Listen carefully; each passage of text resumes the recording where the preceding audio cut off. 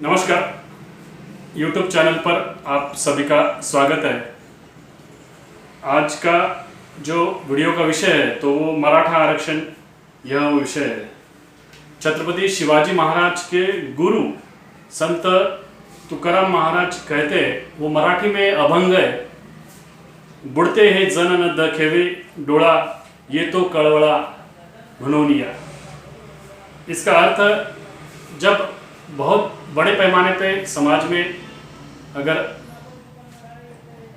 निराशा का वातावरण है तो उस समय बुद्धिजीवियों को आगे बढ़ चढ़कर सामने आना चाहिए।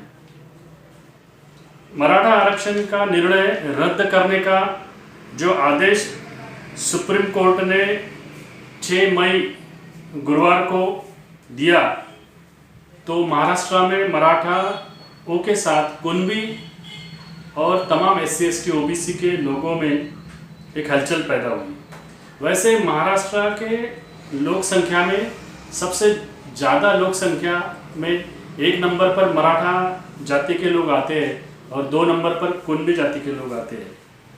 और जो कुणबी जाति के ये लोग हैं, ये OBC कैटेगरी के आरक्षण के लाभधारक है और वो शिक्षा में और नौकरियों में, प्रमोशन में OBC कैटेगरी का अंतर्गत आरक्षण का लाभ लेते हैं। अब कलम 340 के अनुसार OBC कैटेगरी के रिजर्वेशन या रिप्रेजेंटेशन में की बात संविधान में रखी गई है। 341 के अनुसार शेड्यूल कास्ट और 342 के अनुसार शेड्यूल ट्राइब की बात, आरक्षण की प्रतिनिधित्व की रखी गई है। डॉक्टर बाबा साहब अम्बेडकर जी के द्वारा जब संविधान लिखा गया, उस समय 341 और 342 में SC ST के आरक्षण की प्रतिनिधित्व की बात रखी गई। तो SC ST के आरक्षण आइडेंटिफिकेशन का जो मुद्दा आता है, तो वो आइडेंटिफिकेशन का मुद्दा उन्होंने जो पहली राउंड टेबल हो चुकी थी 1931 में, राउंड टेबल कॉन्फ्रेंस जो लंदन में हुई थी 32 में, फिर लंदन में, फिर 33 में लंदन में, ये जो 3 राउंड टेबल कॉन्फ्रेंसेस हुए थे, उसके पहले ही शेड्यूल कास्ट और शेड्यूल ट्राइब के लोगों का आइडेंटिफिकेशन बाबा साहब अम्बेडकर जी ने पूरे भारत में पूरा कर लिया था। उसके आधार पर ही वो जो लंदन में जो गोलमेज परिषद हुई थी, उसमें उन्होंने वहाँ पे उनके राजनीतिक और सभी अधिकारों की मांग रखी थी। तो उसका डाटा उनके पास वो राउंड टेबल कॉन्फ्रेंस के पहले से ही अवेलेबल था। अब रह गया 340 के अनुसार OBC कैटेगरी के लोगों का आइडेंटिफिकेशन या उनका डाटा।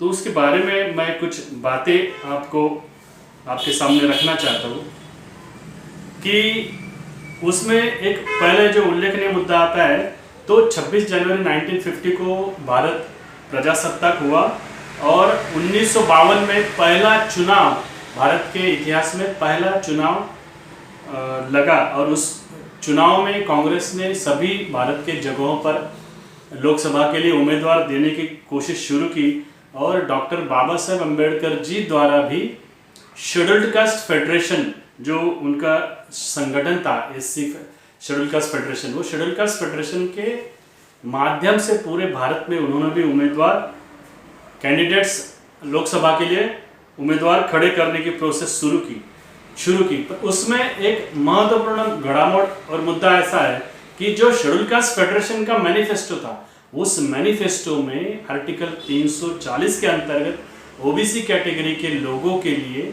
आइडेंटिफिकेशन के आयोग की बात बाबा साहब अम्बेडकर जी ने रखी थी। और यही बात है जहां से OBC के कैटेगरी के लोगों का आइडेंटिफिकेशन शुरुआत का ये माइलस्टोन हम लोग ये कह सकते हैं। वहां से फिर आगे जाके उससे एक दबाव बढ़ा, इलेक्शन खत्म हुआ। इलेक्शन खत्म होने के बाद में कांग्रेस सत्ता में बैठी और कांग्रेस सत्ता में बैठने के बाद में फिर SC ST के लोगों के द्वारा और OBC के लोगों के द्वारा बाबा साहब अम्बेडकर जी के नेतृत्व में, शेड्यूल कास्ट फेडरेशन के नेतृत्व में फिर दबाव बढ़ा OBC आइडेंटिफिकेशन के आयोग के लिए, कमीशन के लिए। तब जाके जो कालेलकर कमीशन, वहाँ पे नेहरू जो प्रधानमंत्री थे, उन्होंने उसका आयोग गठित किया। उसके आयोग गठित करने की जो तारीख है, उसकी शुरुआत की जो तारीख है, वो 29 जनवरी 1953 में उस आयोग ने, उस कमीशन में बाला साहेब बाळकृष्ण कालेलकर, दत्तात्रय बाळकृष्ण अर्थात उर्फ कालेलकर, काका साहब कालेलकर कमीशन की शुरुआत हुई और उन्होंने उसके ऊपर काम करना शुरू किया।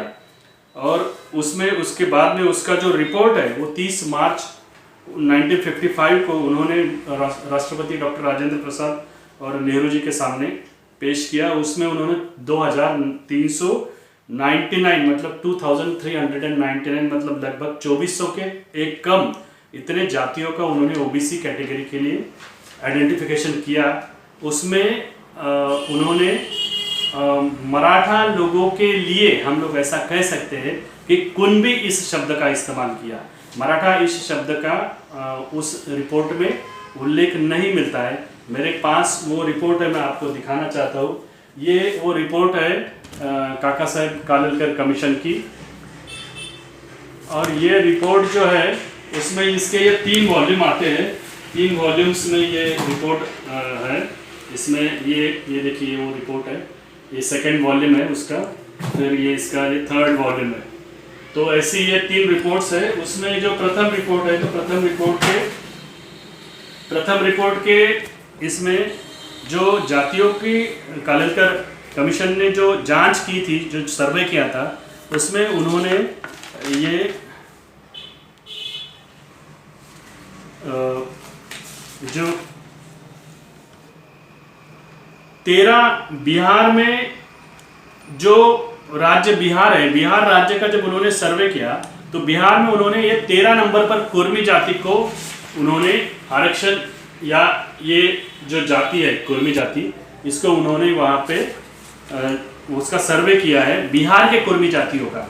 और कुर्मी मतलब महाराष्ट्र का कुणबी आता है। और ये उस तरह का ये ऐसे यहाँ पे वो रिपोर्ट में हम लोग को बात ध्यान में आई।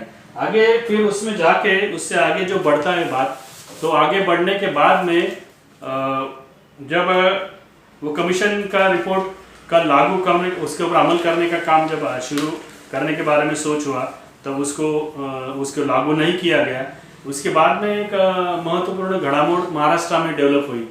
1 मई 1960 को महाराष्ट्र को गुजरात से अलग किया गया, बॉम्बे को महाराष्ट्र में रखा गया एज अ कैपिटल के तौर पर। उसमें महाराष्ट्र के प्रथम मुख्यमंत्री के तौर पर यशवंतराव चौहान जी मुख्यमंत्री बने, और उनके गुरु लक्ष्मण शास्त्री जोशी जो वाई के सातारा के ब्राह्मण थे, वो उनके गुरु थे। उसके बाद में उनके शिष्य शरद पवार, शंकरराव चौहान, वसंतदादा पाटिल और आज तक के महाराष्ट्र के जो भी सत्ताधीश रहे वो उनके शिष्य रहे। 1975 में इंदिरा गांधी जी ने इमरजेंसी लागू की। उसके विरोध में 1977 में मोरारजी देसाई ने नेतृत्व किया और जनता पार्टी 1977 में सत्ता में आई। नेशनल लेवल पर सत्ता में चुनकर आने के बाद में उन्होंने उस दौरान जनता पार्टी का जो मैनिफेस्टो था उसमें भी ओबीसी कैटेगरी के कालेलकर आयोग को लागू करने की बात रखी गई थी। उसे लागू, वो जब सत्ता में बैठे, सत्ता में बैठने के बाद में उसे लागू करने के लिए फिर लोगों ने एक बार दबाव बनाया। दबाव बनाने के बाद में लोग उनसे मिलने गए, लोगों का शिष्टमंडल उनसे मिलने गया। तब कालेलकर कमीशन पुरानी हो चुकी है, हम लोग नई कमीशन बनाएंगे, ऐसा कहकर उस बात को मोरारजी भाई देसाई ने टाल दिया। और जब दबाव बढ़ा तो 1 जनवरी 1979 को बिंदेश्वरी प्रसाद मंडल, जो खुद बिहार के एक्स चीफ मिनिस्टर थे, मेंबर पार्लियामेंट भी थे और कुर्मी जाति के थे, उनकी अध्यक्षता में मंडल कमीशन का आयोग गठन किया गया। बिहार, जिसे बुद्ध का बिहार भी कहा जाता है, उन्हें नियुक्त किया गया। उन्होंने 3743 कास्ट की आइडेंटिफिकेशन की और 31 दिसंबर 1980 को जो बीपी मंडल जी ने अपने कमीशन की रिपोर्ट भारत सरकार के तत्कालीन राष्ट्रपति नीलम संजीव रेड्डी जी को सुपुर्द की। परंतु सरकार बदल चुकी थी और मोरारजी की जगह इंदिरा गांधी सत्ता में पीएम बन चुकी थी। और उधर 6 दिसंबर 1978 में एक महत्वपूर्ण घड़ामोड़ भारत में घटित हुई, जिसमें कांशीराम जी के नेतृत्व में बामसेफ का नेशनल लेवल पर वर्किंग शुरू हो चुका था। अब आज की तारीख में जब सुप्रीम कोर्ट का ये कहना कि असाधारण परिस्थिति निर्माण नहीं हो चुकी है कि मराठाओं को आरक्षण दे, तो पिछले 2 सालों में 48 मराठा युवकों ने महाराष्ट्र में युवाओं ने महाराष्ट्र में खुदकुशी की। उसमें कुछ लोगों ने तो नेशनल लेवल के मीडिया पर, टीवी चैनल पर खुदकुशी की, उसे मीडिया ने लाइव भी दिखाया है। तो ये असाधारण परिस्थिति नहीं है क्या? अच्छा, और अगर असाधारण परिस्थिति निर्माण करनी होगी तो उसके लिए जितने मराठा एमएलए हैं, जितने महाराष्ट्र से मराठा मेंबर पार्लियामेंट है, उनको भी बाबा साहेब अम्बेडकर जी ने जैसे 1952 में फर्स्ट लॉ मिनिस्ट्री का रिजाइन किया था, उस तरह का रिजाइन महाराष्ट्र के भी जितने भी मेंबर पार्लियामेंट से और जितने भी आमदार खासदार चुन के जाते हैं, उन्होंने भी रिजाइन करना चाहिए। तब जाके एक असाधारण परिस्थिति जो सुप्रीम कोर्ट को अपेक्षित है वैसी निर्माण हो सकती है, ऐसी हमारी सोच है। न कि मराठा युवकों द्वारा आत्महत्या करना, ये उस पर कोई सोल्यूशन नहीं हो सकता है। धन्यवाद। आपको हमारा ये वीडियो कैसा लगा? आप इस राजदीप आगड़े इस यूट्यूब चैनल को सब्सक्राइब करें, लाइक करें, शेयर करें और कमेंट बॉक्स में कमेंट करें। धन्यवाद।